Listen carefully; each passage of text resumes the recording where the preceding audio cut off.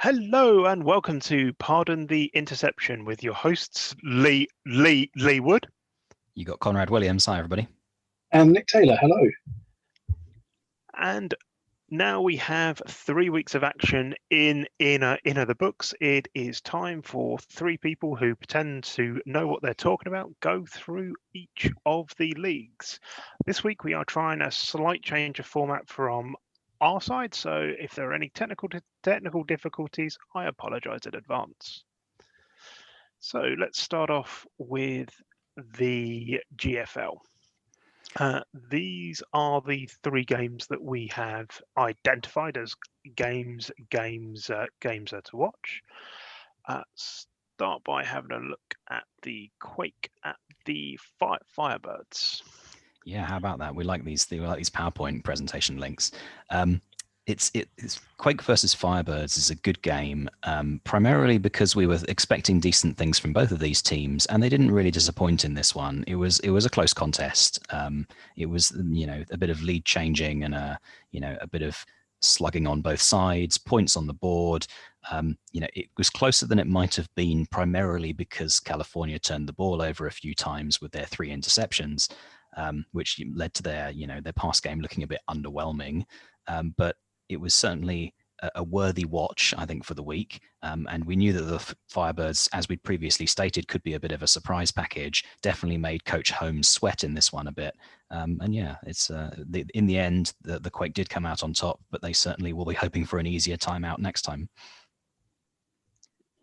Yeah, the Firebirds certainly made them quake in their boots a little bit with this game. The late comeback in the fourth quarter and pulled the game back pretty close. As you mentioned, the 3 turnovers certainly made it a lot closer. But the Quake have to put a lot of emphasis on Kennard getting them through that game. It's nice to have the balanced offense of a bit of passing, a bit of running, and that normally makes a difference in these games. Just that little angle of attack. Yeah, Kennard coming out with the MVP, not too surprising, as he did have a very good rushing performance, and that was the essential ingredient really for California to come out and as the winners in this one. So good job running back Kennard. I'm sure we'll see him again next week as well. Yep, and as you've said, the Firebirds very nearly rose from the ashes in the fourth quarter, but in this particular game, just did not quite get past the finishing line. Okay. Stratford Steelers at Washington Nighthawks. Oh, just Hawks. Just Hawks. Just Hawks. There's no Nighthawks. Nighthawks. Yep, I have got the MFC from the Atlantic in the brain. The Washington Hawks. Yeah. Oh, another turnover festival. And Washington must have been kicking themselves the number of times they turned the ball over here. Once they had the advantage in yardage, they had the advantage in first downs. Their passing game, by and large, seemed to be quite good. Of course, you don't want 3 picks, but when it was going, it was going. It's a cruel end to the game as well, for Coach Talk, because you get towards the end, they are desperately trying to drive into some kind of score. They get to the 1. There's something like 2nd and 1 at the 1. And they're down by 1 point. And so you think, well, okay, well, the challenge here is, can I get my touchdown and give myself a bit more of a lead, or am I going to kick a field goal and get a bit less of a lead when I give the ball back? Instead, what happens is they go 2nd and 1, 3rd and 1, 4th and inches, and then they go for it. Which is not ideal at 59 minutes and 10 seconds. And they go for it and they don't convert and give the ball back. And that's the end of the game. So not a great play-by-play at the end there. With an option pass as well. Yeah. So who has the option pass as their 4th down selected play? It's an odd option. Someone thinking outside the box. And also someone, I think, has tinkered around with the advanced tab a little too much here. Yeah, Rick has popped up to say this is a key game moment. Is the key game moment as like the coach sideline staff are all just putting their heads in their hand going, no, what have we done? How have we lost this game? What I would have liked to seen here is Stratford decided to go for a cheeky pass rather than a rather than a run to run out the clock. So if this was a sack for a safety, that would have been a very interesting end. That would have been a brilliant way to win a game. Yeah, sack for a safety in the last play of the game. Oh, right. Anything else from this game before we move on? I'd just like to say one last thing, which is nice to see a defensive tackle getting the MVP award. It's nice to not see wide receiver, running back, quarterback, or occasionally defensive end. How many tackles did Decker get? 15 tackles. So he really did put the offense, did really put the Hawks on the deck there. Yeah. I think it's going to be a week of even more puns. Any we can find. The Mendez Goats at the Cowboy Bulls. And so, as you can see here, this is quite a one-sided game. But I think that's the point that I want to make here, which is that initially I had made some bold pronouncements about the GFL, saying that there are much more, there's a greater variety of competitive teams. What happened here, you may recall earlier on that the Goats absolutely steamrolled the Lightning in one of the games we previously looked at, again, completely blanked them out to a huge scoreline. Here, the opposite has happened, and the Goats themselves have been blanked out and completely steamrolled by the Bulls to the tune of 34-0 with 4 passing yards, 30 rushing yards. They've got more penalty yards than all the rest of their offensive yards added together. Their only first downs were via penalties. Like, you could not be more crushed than the Goats were in this game. And yet the Goats were totally destroying the Lightning. So clearly there is a pretty big stratification there in team quality, in that the Goats are somewhere in the middle. The Lightning are the absolute worst of the worst. And clearly either the Bulls are the best of the best, or the Goats are a bit worse than we initially expected. So from what we can see here is the Goats offense, best offense, is actually the guys in black and white stripes, not the people they had are on the field in this particular game. I'm not actually sure I've seen a game before where a team had 34 yards. Did they set a team record for punts? Doesn't seem like it. They obviously must have punted it a lot of times. They only punted it 8 times. 8 times. Maybe they just turned it over a lot. Well, 3 fumbles as well. 3 fumbles? That's a very small number of possessions they had. Yeah, it's because they had so little time on the ball, because all of the Bulls' drives clearly were long ones with their 43 minutes of possession. Let's have a quick look at the old driver charts. There are some fairly long possessions by the Bulls. Okay, so the Goats did get some drives of yardage together, but had 2 negative ones. Okay. Quite interesting that the game starts with an over 9 minutes drive by the Bulls. That's a grinder. Nick, anything to add?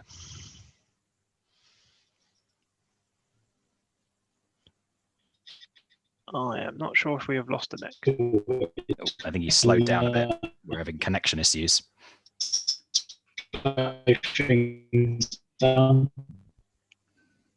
Okay, we will come back to Nick. No, just another DT got MVP. No. Okay. Oh, yep, Fiendish DT MVP.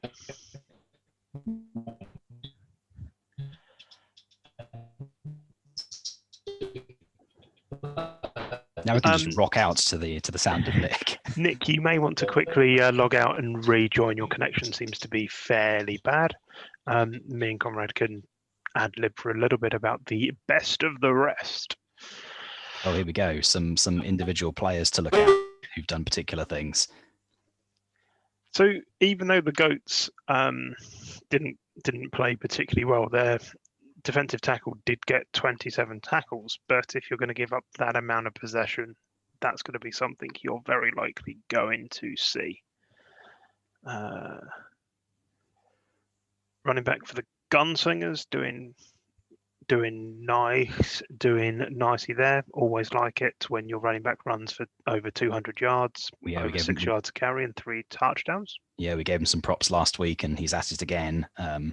Manly crushing it there. Yeah, 3 TDs, 6 yards a carry. You can't complain about that.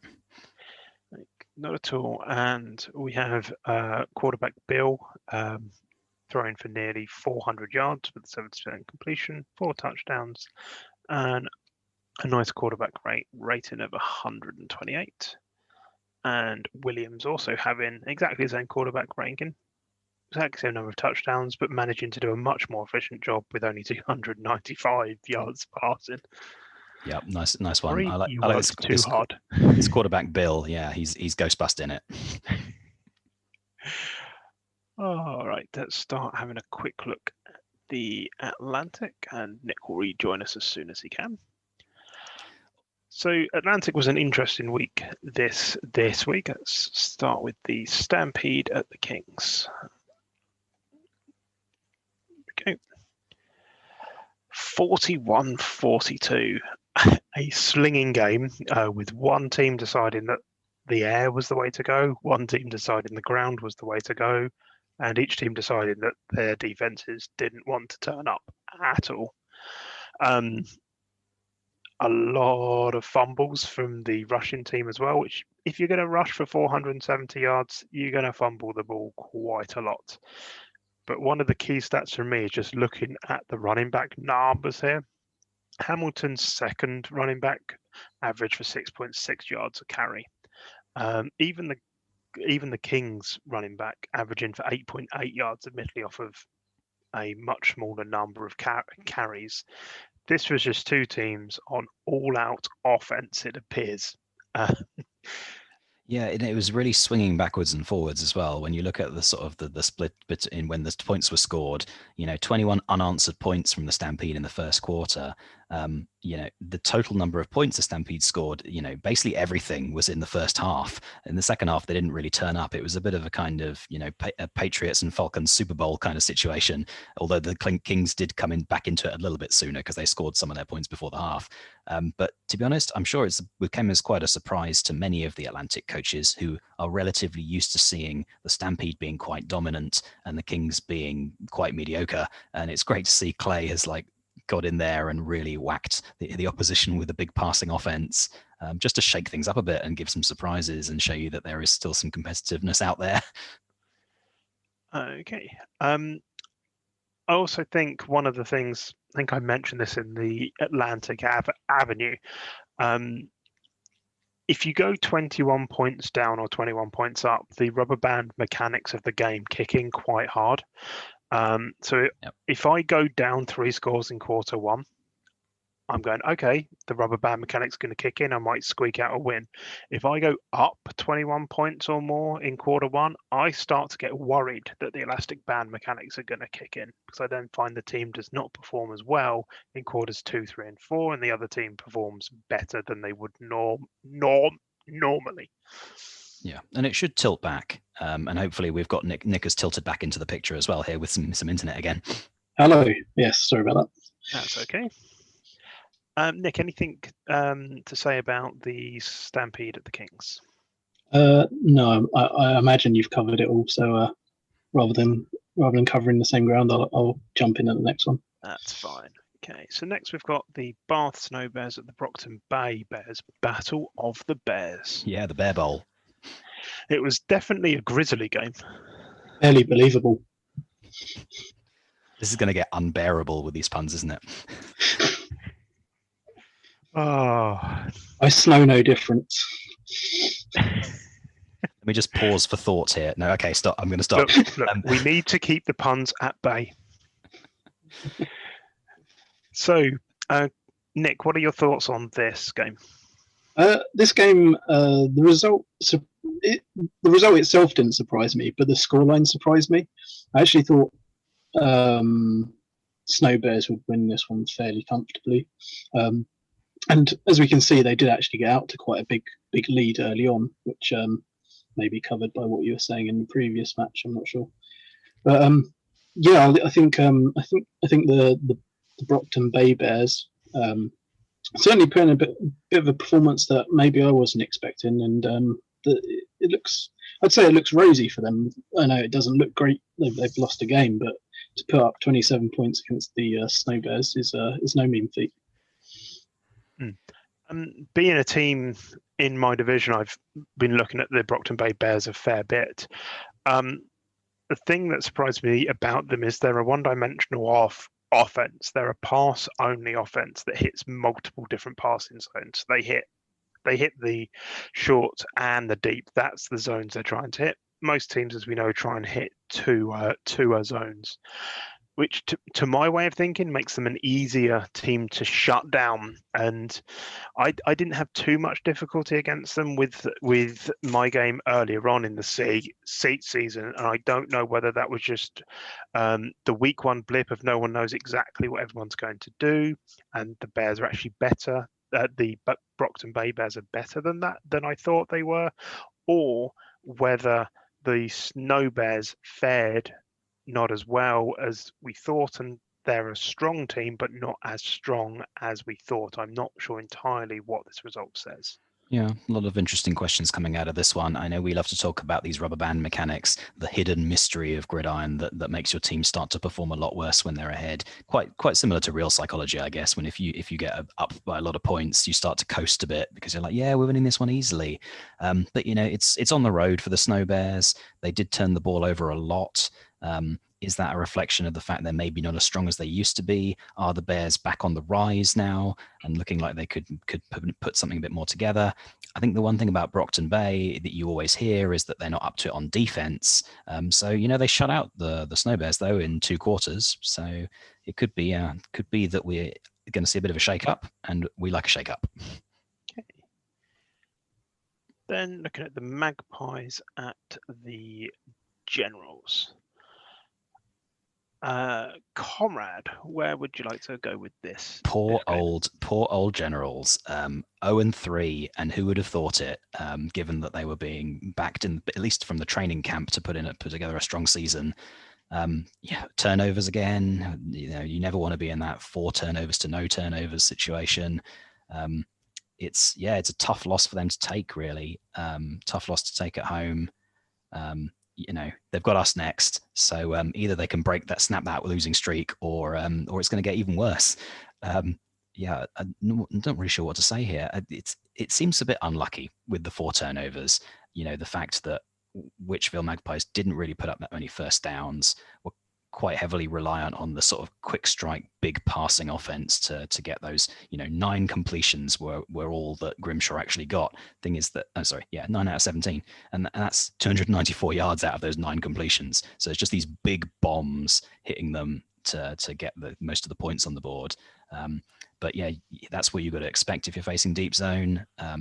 Interesting that there's a mention from Coach Wallace that he started Grimshaw for a more balanced offense. So does that mean that he would normally be relying on the run? I don't know. I haven't been watching the Magpies that closely.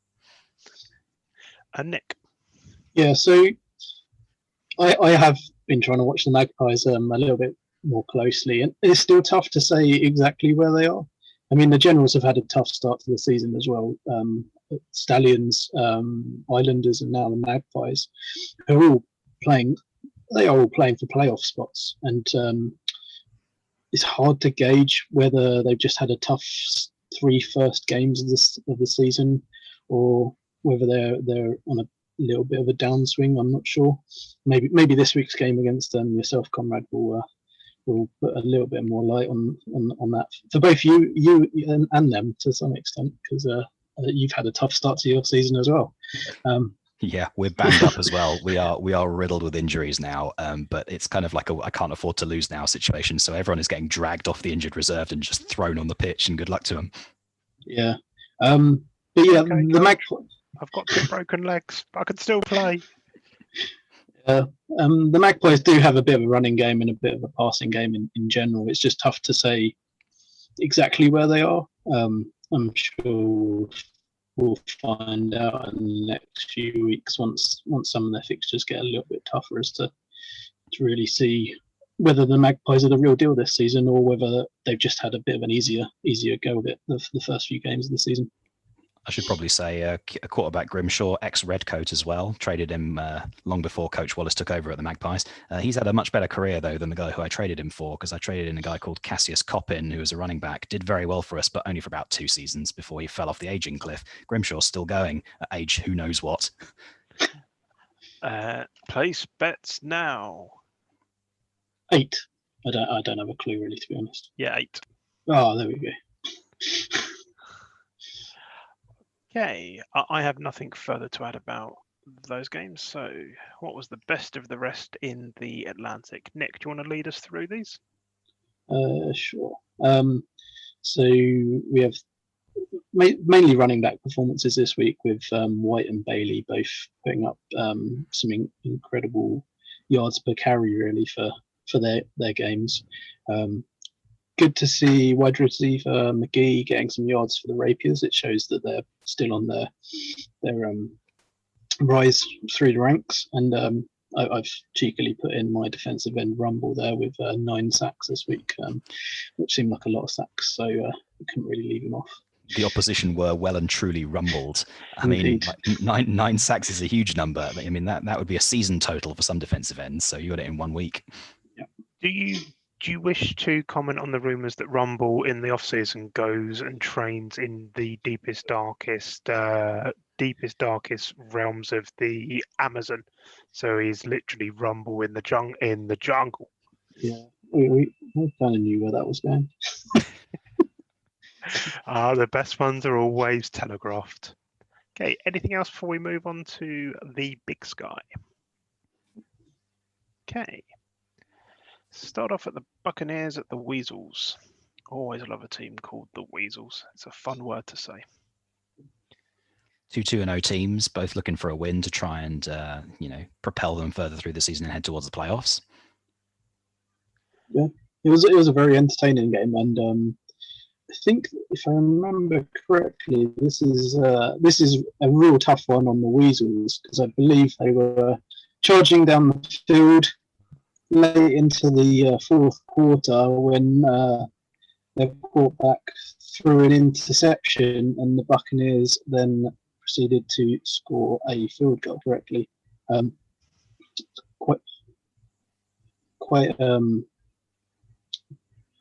quite interesting to see the Weasels Probably want to get them on the play-by-play for this one, right? To see how that one went down at the end. Checking the drive chart, then go down to the play-by-play. So good performances against we have a little bit of a robotic Nick again, so you're going to have the dulcet tones of myself and Conrad for a little bit more. So yeah, the Weasels had this nice drive coming at the end, get all the way to the 19-yard line where they could have kicked a field goal, but you've still got 5 minutes on the clock, so you're going to try and punch in for the 7. Yeah. And instead you get an interception on the 6-yard line that then gets returned for 27 yards. And a nice series of plays by Coach Klein to get into field goal range, including a sneak on fourth down as well. Yeah, 58 minutes.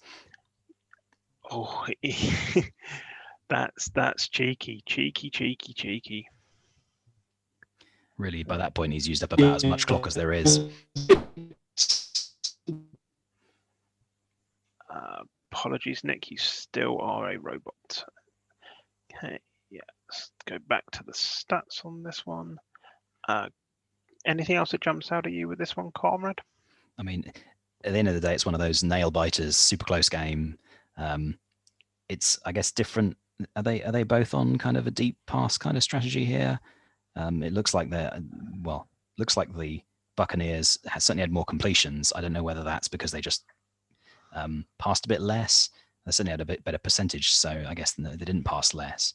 But they have a much lower yards per look completion. At the average reception yards. That's probably deep pass. Nick, welcome back. You are mute. The phrase of the lockdown. It's the Zoom meeting phrase. Yeah. Okay. Hello. There we go. Hello, Nick. Anything more to add on anything more to add on this game? I don't think so. I think you, as long as you covered the last sort of few minutes of the game, that was the big thing. We got the closing bit. The play-by-play. So we have the Sun Devils at the Rushmores. Another close game. Love a close game. They've commented in detail. Both of the coaches have commented in detail about the performance of their teams, which is good. It means that we can see what their thoughts were on the game, and they're clearly engaged. Yeah. No, it was a close game and an interesting game because the Rushmores went up 28-7 by half time. Turns out Jose Mourinho came in, gave his team, told them to sit back and play defense, and it didn't work out for them. Pretty much like a bog standard Spurs game.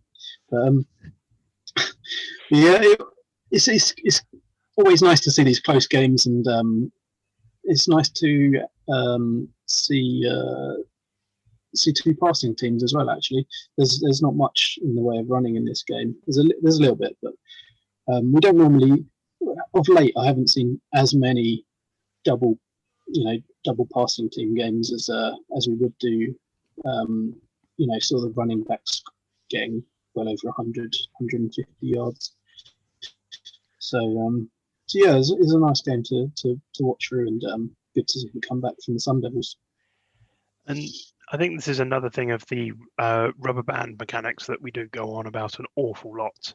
I actually think that there's something in the rubber band mechanics which means that you do not want to go too far ahead before quarter 3. Go more than 21 points ahead, bad things can happen, and this is an example of it. Yeah, it's almost like the rubber band gets stretched, and yet it doesn't actually rebound for the team that's incurred a disadvantage from it. So you get this big lead, you're well ahead. Your team gets weakened, the other team gets strengthened, and yet if things start to turn around, it doesn't suddenly spring back again. So you can't reestablish dominance. I'm not convinced it turns off. I think it should. Whether it does or not, I haven't delved into the analysis enough. The sample sizes are too small at the minute. Anything else to comment on this game? Okay. Then we have the Rough Riders at the Bombers.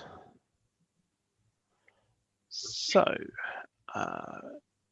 on yardage, looks like a very one-sided game. But the scoreline is a lot closer than the yardage reflects. Team records for the Bombers in their passing yards and passing touchdowns. Interesting that only 3 passing touchdowns is actually a record for them, suggesting that they don't have much of a passing history. They also, I guess the reason that the scoreline's a bit closer than it might have been is because the poor Bombers turned it over 5 times. 3 interceptions, 4 fumbles, 2 recovered. So despite the deficit, though, they did manage to put enough points on the board one way or another, mostly in the air by the looks of it. Yes, definitely looks like they were passing, and all 4 of their top receivers are averaging over 10 yards a catch. That's usually a winning success formula. You're saying that on average, if I pass the ball, I'm getting a new set of downs. Nick? Yeah, that's completely true. As you say, the turnovers were maybe made it a bit closer than you'd expect, but the Rough Riders did get out to an early lead, which the Bombers have had to pull back in the second half, and they've done a very, very good job of doing that. Okay. The best of the rest of the big sky. We've got the fun here of Tripson, the running back with a stupid number of receiving yards for the Swarming Giant Hornets. We couldn't have a week without checking in to see what he had done. I don't know. I don't think I've ever seen a running back consistently perform passing numbers like this. It's a bit insane. What do you think of the rest of the highlights, chaps? Yeah, Tripson has been doing it week on week, and he seems to be one to keep an eye on, because he's certainly not fitting the mold of a normal running back. In addition to that, I will say that is quite an outstanding performance by Samuels with a quarterback rating of 149 this week. That's probably the highest I've ever seen. Can't remember any being higher than that. It probably helps that he has wide receiver 7 there to take nearly 400 yards of receptions, and then you've got Fremont Fire Rasmussen, who just ran all over his opponent. Just 500 yards. Let's go.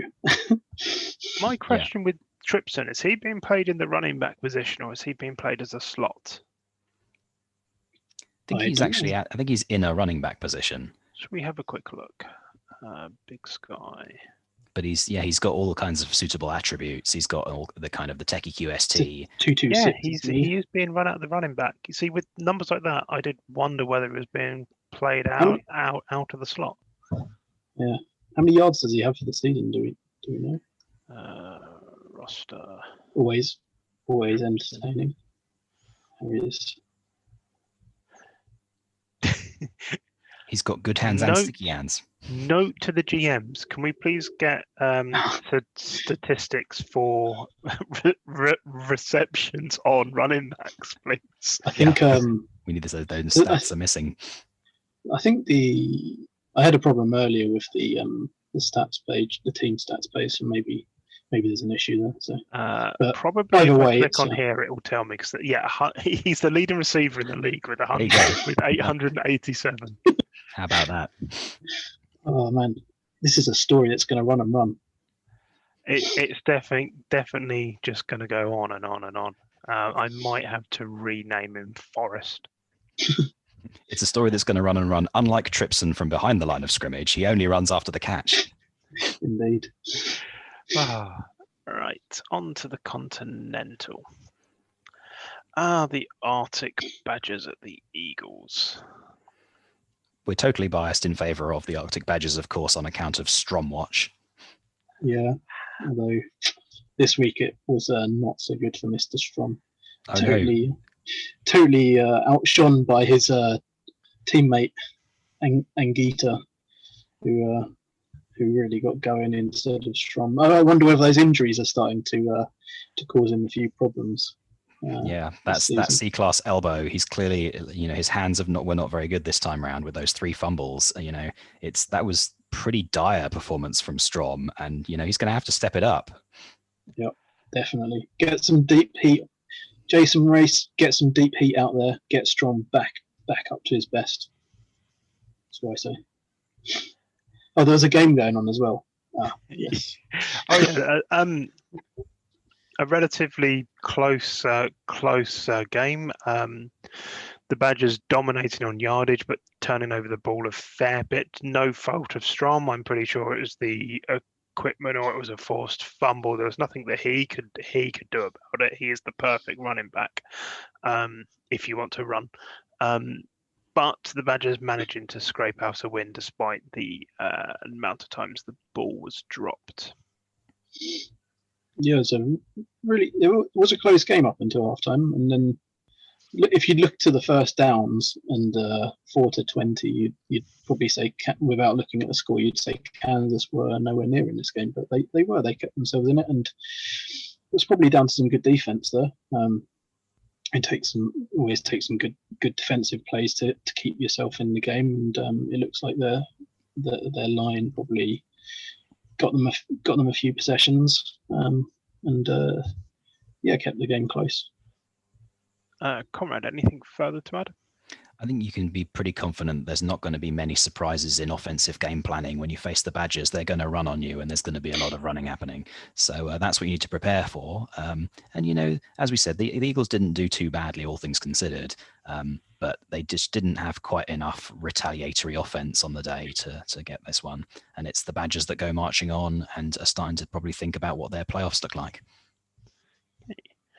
The Bears at the Wasps. So, Rich Egan here just narrowly losing by a single point in what is a game that I think, looking at the stats, he could feel a little bit robbed in. Outperformed on yards, outperformed on possession, got more first downs, did turn over the ball significantly more times. However, do we think that might be the key for the slightly surprising result based off of the stats? Sounds like a quarterback, and I haven't really dug as far as I might have done into the actual underlying stats in this one, but on the superficial reading, it looks like a quarterback under a lot of pressure. Sacked 7 times, threw 5 picks. That suggests somebody either who's missing a left tackle or who is getting a lot of heat on his blind side on pretty much every pass play. Yeah, definitely. It looked like it's either that or a very strong Blacksburg Bears defense, which is entirely possible. 5 interceptions is a huge amount, as shown by their new team record as well. So and 7 sacks is a lot for your quarterback to take as well. It's going to be tough to win games when those sort of numbers are cropping up. Even if you're performing better than them on offense. I don't know too much about the Wasps. I don't know whether their squad's a little bit younger and sort of gearing towards a season or two's time. But the Bears have looked fairly consistent this season. So yeah, tough one for the Wasps to take that. But yeah, they, in all fairness, if they can sort out the sacks and the interceptions, they're in a good place going forward. Okay. Conrad, anything else before we move on? No, let's go to game 3.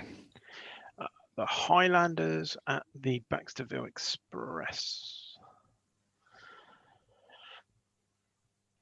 So a home win in a closely fought out game. I think there was a reason I picked this game. Did I pick the C games? You did indeed. I did, yes. lot of field goals.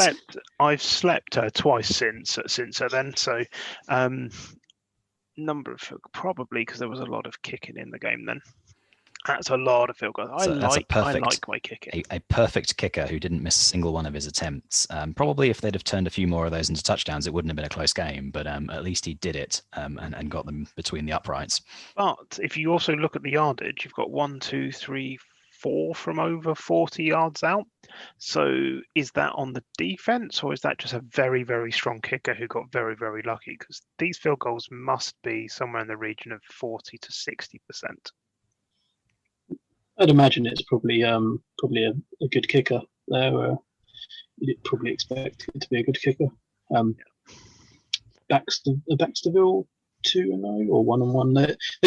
They've shown good form early on in the season. The running back, don't know whether he needs to get the ball a little bit more or whether it was just a bit of a game where his matchup just looked a bit better. But 10.3 average yards per carry is going to get you in field goal range quite a lot. So if you do have a kicker and he's going to do that, then yeah, you put points on the board at least. I also kind of like this stat for the assuming backup or quarterback that comes in for odd downs, having exactly one attempt, completing exactly one, and getting 0 yards. But a touchdown. Yeah, it was a great pass for like 3 inches. They all count. Anything else to add on this before we look at the AOB for the league? No. Okay. Best of the rest. Nick, I think you put these together, so I'll let you lead. Yeah, I thought the stats in the C actually looked fairly normalised across the board. There weren't any like huge standout performances. These were sort of the best around, but it looked like a fairly even week for the C. Lorimer getting 4 touchdowns was pretty nice, and Hyatt getting 5 touchdowns also. Always nice to find a defensive end like Mac getting 6 sacks. He wasn't the best performer, I don't think. I think one of our other games had the better defensive end where he got 7 sacks this week. But yeah, it was there weren't any standout performances, but then again there weren't any. It was even across the board. So. Hey. Conrad, anything to add before we move on to the D? No, let's do the D. I'm ready for some more leagues. So the Delta was a league full of awesome games to watch. If these games you want to learn more about and see more of the games in the Delta, please go watch the Meteor put out by Lee Elkins and Jeff Brown. They go into all of the games in a lot more depth.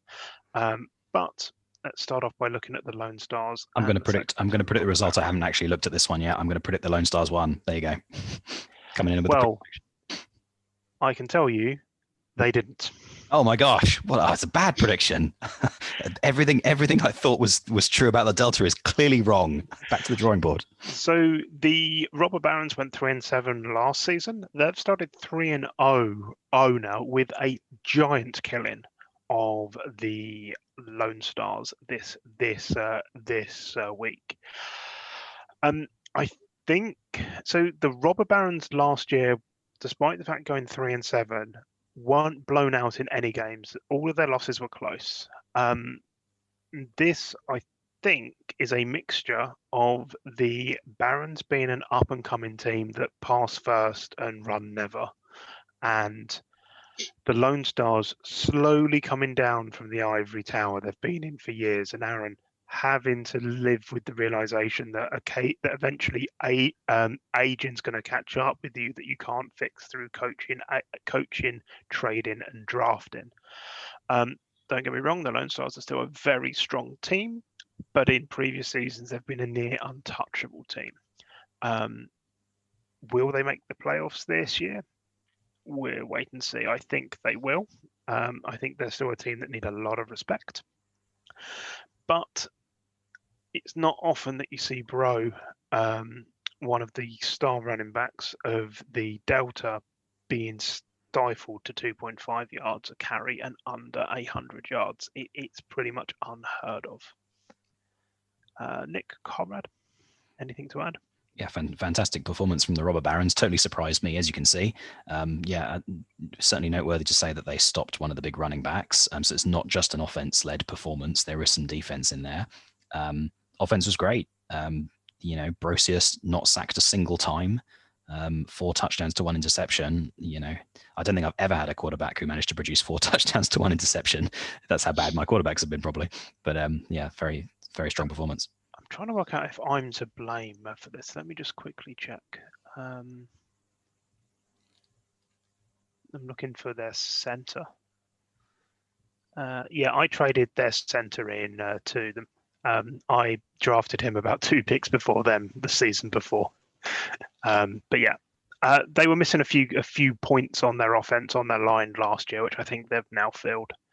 Nick, anything further to add? No, that'll make a huge difference if you can pick up a lineman just to help that pass protection a little bit more. It's often you look at quarterbacks level or running backs level and some the left tackles level, but you don't often see as many people necessarily looking at a big center or a big guard necessarily, and they can actually make a huge difference when they do come in, and this maybe shows that. Bannin's young as well. He's like a 60 quick, so maybe 65, age 1. Picked him up as an elite. He got a lot of levels into him being elite. He's a big center that's going to be at that team for a long time. Yeah, I think we're fanning some flames. Yes. Yeah, the centers. Yeah, centers can do a lot for pass protection. Centers can do a lot for run offense as well. Not a 60 quick one, obviously, but the center does make a material contribution on both of those things. Both pass protection and rushing. If you can get a good one. Let's play the fun game of Conrad guessing who won the games in the Delta. I haven't watched. As you can see, I haven't watched the Delta games. Well, given that Lee's been talking up the Fury a lot, I'm going to go with the Centurions for this one. Correct. The Centurions pulled off a shock upset. It's not taking anything away from York. They did very well. They've been rebuilding their team. They had quite a big fire sale 1 to 2 seasons ago, and they're rebuilding the team up. The Fury have been a dominant team, and Razzlefaust is one of the other big running backs of the league. Him being held to under 5 yards a carry is once again unheard of. He's usually in the 7 to 12 yards per carry. Fury had a great start to the season. They did get upset by the Colts last week as well. I think this is a story of York on the up, and the Fury starting to wane a little bit as well. Coach Collins has a good head on his shoulders. He can definitely hear it calling, and I think that he's going to spring back from this and do well for the rest of the season. Yeah, Coach Andy Cowell's no slouch. I believe he also coaches one of the teams, the college teams in my conference, Ottawa International, and yeah, they've given us some trouble. I also noticed that Coach Jeff Mullin just couldn't handle these two upsets, and he was shocked by the Robber Barons result and doubly shocked by the Fury result. Indeed. I believe Nick has been broken. Nick, anything further to add? No, just another DT getting MVP. They're racking them up. The DTs. It's DT week. Let's go. Ipswich Patriots at Virginia Copperheads. Let's give Kendall a bit of props here and say that he came back from 0-2 to go to 1-2. So coil and strike. You would be correct. There we go. I mean, we felt bad for him after his Brockton Bay Bears performance against the Snow Bears. So I mean, what do we make of this one, guys? As you can tell, I haven't watched it. So tell me the highlights.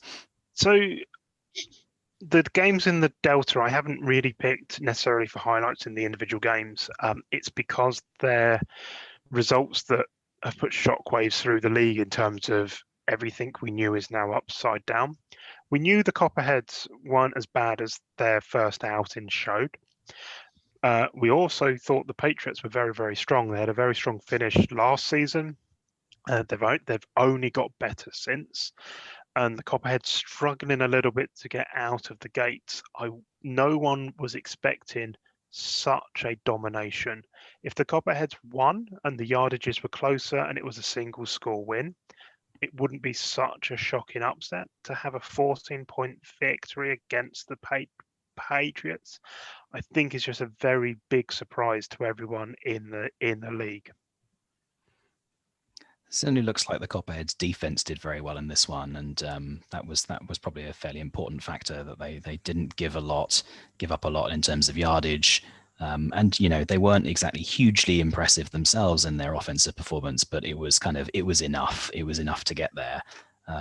So yeah, as you say, Lee, a lot of frustration of expectations there, but I think the Patriots have still got plenty more in the tank here, and Holly Quantrill's probably going to be hoping for a few more wins in the next few weeks. It is still early days. I know I like to talk up saying teams are thinking about the playoff picture, but this is only week 3.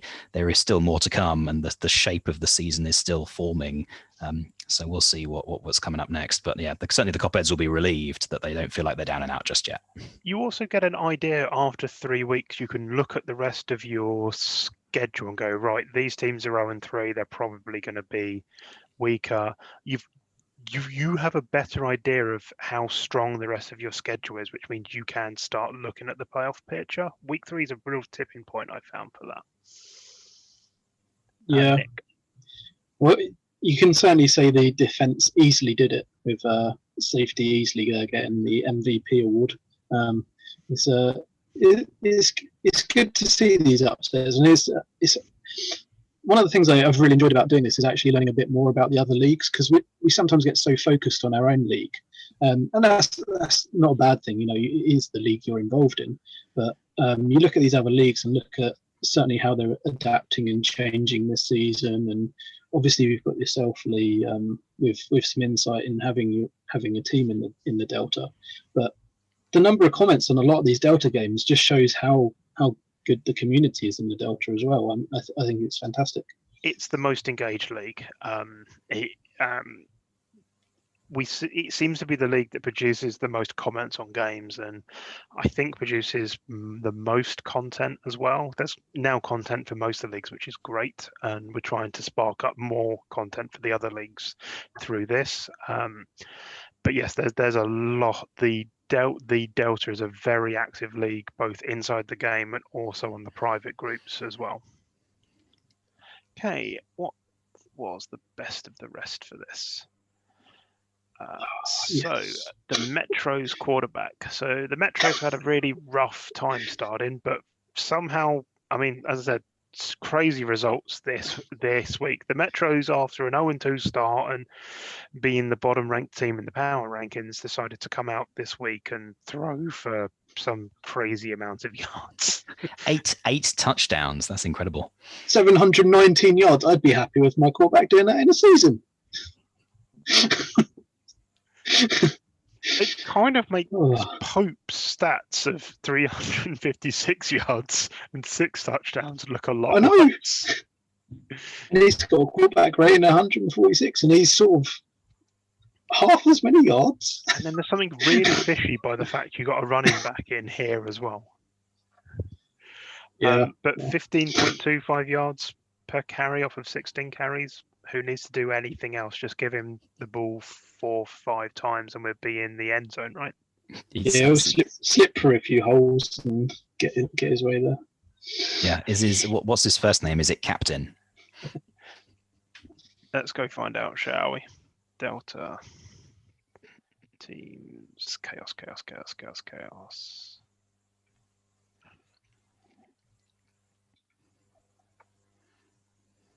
Jimmy, Nice. Jimmy Haddock. Multiple MVPs. Yes. Probably the glue that's holding the chaos together at the minute, who are in a rebuild as they just had a new coach come in after someone asleep at the wheel. Right, on to the Empire. The Thundering Herd at the Rockall Knights. Let's have a look at this one. Well, Nick's told us before that you go to the Thundering Herd if you want to see a lot of points. This is still quite a lot of points, but it certainly was a relatively subdued performance for them compared to some of the previous games we've seen out of them in weeks 1 and 2. Yeah, definitely. They've also come from quite a long way behind to come back and win this game. And I think we say this every week, that every game's close, every game has got a lot of points, and the Thundering Herd do entertainment well, don't they? They keep everyone in the game, they keep the scores ticking over, and then by the last minute they get those last few points to win the game. They're an exciting team to watch, and I'm certainly becoming a bit of a fan of them. Okay, Conrad, anything more to add? No, that's a good one. I think we'll probably be seeing a few more Thundering Herd games on Pardon the Interception based on that those stats. The SoCal Rangers at the, I can't pronounce it, Hurricanes. Nassau Hurricanes. Overtime game. Everybody loves an overtime game. I believe this was a good one to watch on the end of the play-by-play, if memory serves me correctly. Quarter 4 or quarter 5? Quarter 4. It was I want to say there was an interception for a field guy to take it to extra time, to overtime, and then they scored the points or something like that. 59th minute. Got a quarterback. There we go. Touchdown. There you go. In the 59th minute. Yeah. So a 2-minute drill. 2-minute drill. 73-yard. Yeah, starting from their own 27. That is a pretty good final drive. With a sneak. Yeah, and then it's a Tom Brady-esque performance from Hackenberg there. Yeah, they did a lot of hard work. Yeah, that was an entertaining one to watch. And once again, the Empire has come up with another game with over 90 points. It's points in the Empire, and it certainly leads to some entertaining games, like and some close games at the end that were worth going through some of the play-by-plays over there. Sounds like they don't believe in defense in the Empire then. Or it's just basically college. I'd say that's rubbish, but defense is the way forward, as we all know. Okay, third game, Bristol Guerrillas at the Amethyst Russians. Yeah. This was another team we've been sort of following indirectly, is the Russians with their good start to the season, starting the season 2-0 against the Guerrillas, who were 0-2.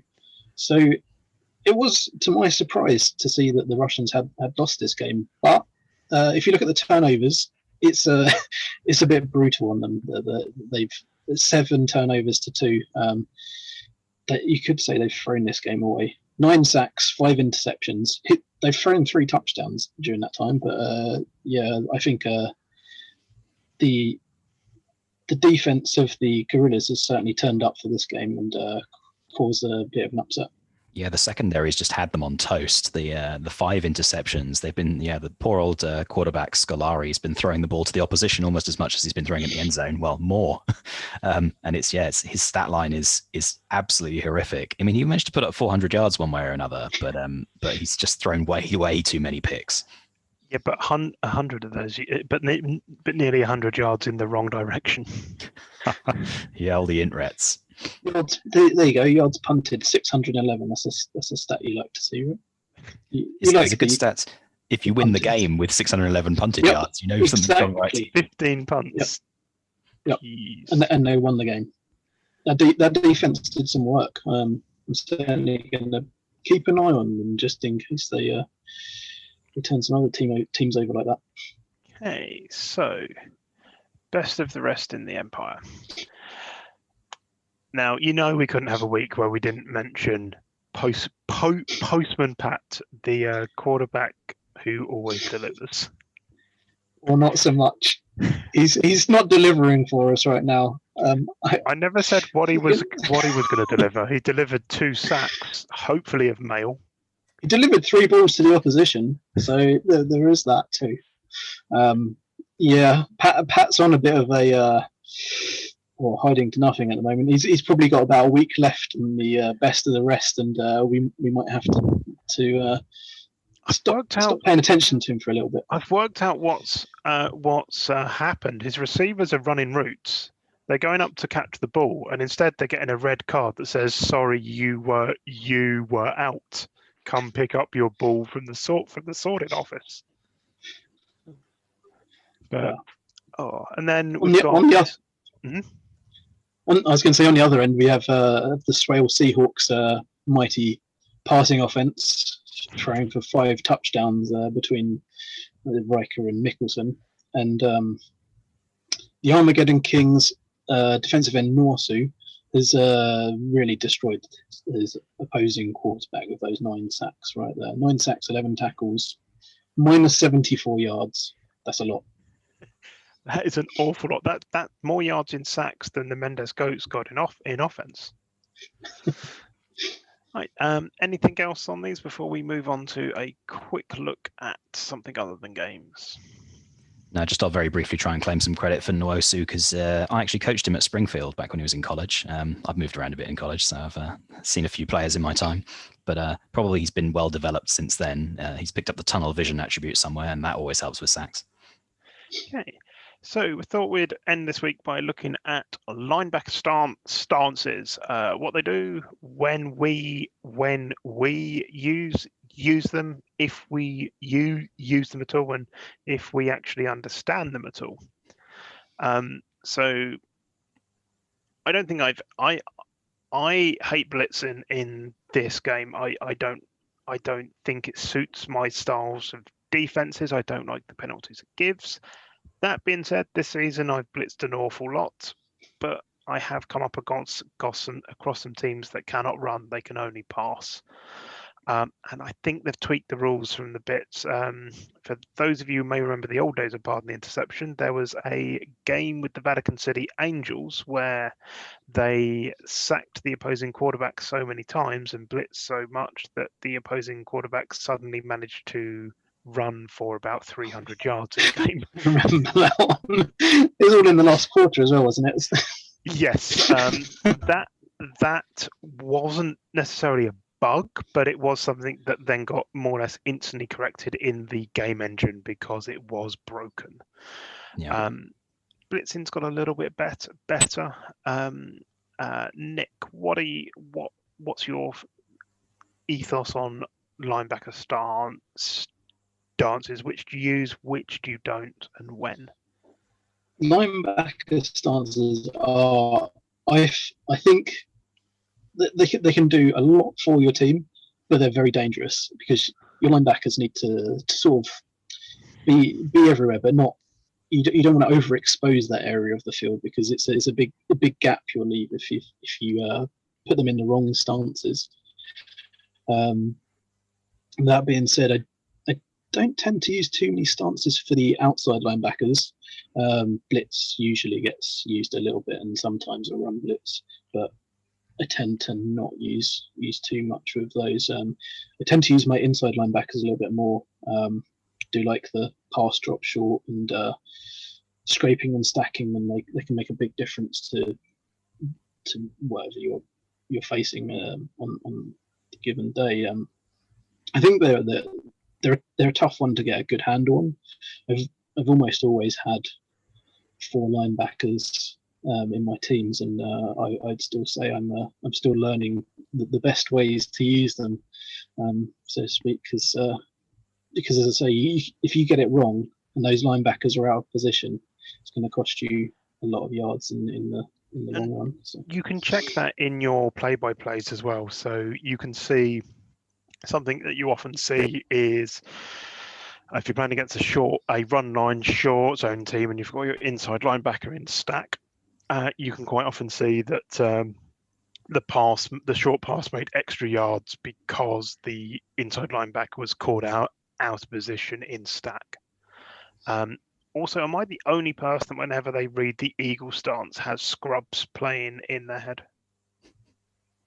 Yes. I'm sure there's a reason for this. If you've ever watched Scrubs, the two main characters, Zach Braff and I forget the other actor's name, one of them would run up, jump on the other's back, be lifted up, and shout out "Eagle." It's a running joke in Scrubs. For those of you that have seen Scrubs, you get it. For those of you that haven't, I'm talking complete nonsense, which is normal for me. Conrad, linebacker stances. Yeah, I don't want to keep people too long because we've already had a fairly substantial broadcast. But the thing about linebacker stances is there's loads going on here, right? There's loads going on. Trade-offs is the main point here. If you're doing one thing in a linebacker stance, you're strengthening against one zone and you're weakening against another zone. Blitz, it tends to be more about what kind of players are good at blitzing, and inside linebackers with strength tend to be a bit better at blitzing. Outside linebackers with quickness tend to be a bit better at blitzing. I hate blitzing. Just anecdotally, I'd basically never do it because I rely for pass rush pressure on my defensive line. For dropping deep and short, I will basically whatever pass type I'm facing, if it is a team that is going to do a significant amount of passing, I want to use some of those drop deeps or shorts as appropriate. Actually, the way I do it with pass drop is that I will almost always drop short and not deep, because even your average deep pass team will be using medium pass as their top play, and medium pass is attacking the short zone. Then the question is just how good is their run game? If their run game is decent, I don't want to drop too many players short because I'll be exposing myself. You drop the outside linebackers short, you're giving room around the outside for runs. You drop the inside linebackers short, you're giving room down the middle for run line. So then the question is, if it's a rubbish run game, you can do a lot more drop shorts. If it's a good run game, you'll only drop the ones where you think you're okay. So very frequently, you will see my outside linebackers in drop short because the opposition won't have a quick running back. And that basically means, what am I doing with my outside linebackers? I'm not blitzing. And if I'm not worried about players doing a pitch or a sweep, I might as well have them dropping short because otherwise they're going to get bored. That's kind of the essentials. I actually just want to quickly check something, because if I remember rightly, I think I found something in the rules that pass drop deep actually does protect you against the medium pass.